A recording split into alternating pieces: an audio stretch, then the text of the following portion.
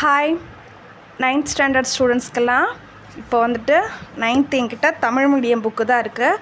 ஆனால் நான் English medium இங்கிலீஷ்னே சொல்கிறேன் உங்களுக்கு புரிகிற மாதிரி, ஓகேவா? மேக்ஸை பொறுத்தளவுக்கு தமிழ் மீடியம் இங்கிலீஷ் மீடியம் அப்படிலாம் ஒன்றும் கிடையாது. அதில் இருக்கிற அந்த வேர்டிங்ஸ் மட்டும்தான் மாறும். இதில் வந்துட்டு ஃபஸ்ட்டு லெசனே வச்சுக்கோங்களேன். இப்போ ஃபஸ்ட் லெசனில் என்ன அப்படின்னா கணம்னு கொடுத்துருக்காங்க. இப்போ கனமொழி அப்படின்னா உன்னோட புக்கில் வந்து என்ன கொடுத்துருக்கோன்னா செட் லாங்குவேஜ் அப்படின்னு கொடுத்துருக்கோம். செட்டு கணம்னா செட்டு, அந்த ஒரு வார்த்தை தான் மாறும். மற்றபடி இங்கே சொல்ல வர கருத்து எல்லாமே ஒரே மாதிரி தான் இருக்கும். அதனால் நான் புக்கு வந்து தமிழ் மீடியம் புக்கு, நீ வந்து இங்கிலீஷ்லேயே நான் உனக்கு சொல்கிற மாதிரி அந்த வார்த்தை மட்டும் மாற்றி நான் உனக்கு சொல்லித்தரேன். ஃபஸ்ட்டு செட்டு அப்படின்னா என்ன, நீ இப்போ தான் ஃபஸ்ட்டு வந்து செட்டுங்கிறதே படிக்க ஆரம்பிச்சிருப்பேன். இது வரைக்கும் 8th வரைக்கும் என்ன படிச்சிருப்பீங்கன்னாக்கா இன்டீஜர் நம்பர்ஸு இந்த மாதிரி படிச்சிருப்பீங்க. இங்கே வந்து செட்டுங்கிறது உங்களுக்கு புதுசாக இருக்கும். செட்டுன்னா ஒன்றுமே கிடையாது. இது ரெண்டையும் பார்த்தா உங்களுக்கு தெரியும் என்னென்னா, இது ஒரு செட்டு, இது ஒரு set. A well defined data is a set. நன்கு வரையறுக்கப்பட்ட பொருட்களின் தொகுப்பு கணம் எனப்படும்னு இங்கே தமிழில் கொடுத்துருக்காங்க.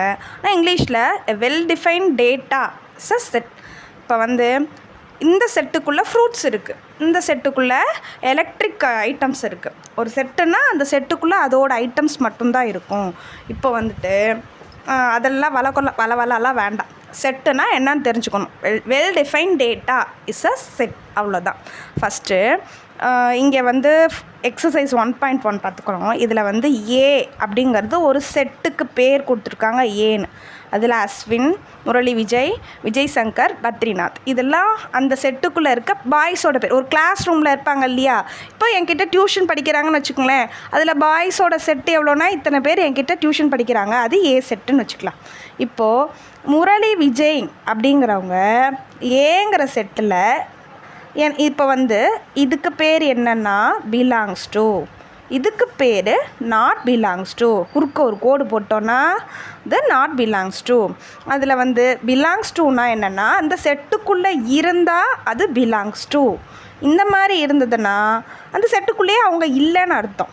இப்போது முரளி விஜய்ங்கிறவங்க என்கிட்ட டியூஷன், அபிராமிங்கிறவங்கள்ட்ட டியூஷன் படிக்கிறாங்களா அப்படின்னு பார்த்தாக்கா முரளி விஜய் இருக்காங்க அந்த டியூஷன் சென்டரில், அப்போ பிலாங்ஸ் டு.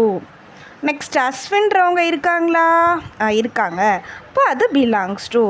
பத்ரிநாத் இருக்காங்களா, எஸ் இருக்காங்க, பத்ரிநாத்தும் பிலாங்ஸ் டு. கங்குலி இருக்காங்களா என்னோடய டியூஷன் சென்டரில், அப்படி யாரும் இல்லையே, அப்போது நாட் பிலாங்ஸ் டு. அடுத்து டெண்டுல்கர் இருக்காங்களா என்னோட செட்டுக்குள்ளே, அதாவது டியூஷன் சென்டருக்குள்ளே, இல்லை, அப்போது நாட் பிலாங்ஸ் டு. அப்போது ஒரு செட்டுக்குள்ளே இருந்தால் அது பிலாங்ஸ் டு, செட்டுக்குள்ளே இல்லைன்னா அது நாட் பிலாங்ஸ் டு, அவ்வளோதான்.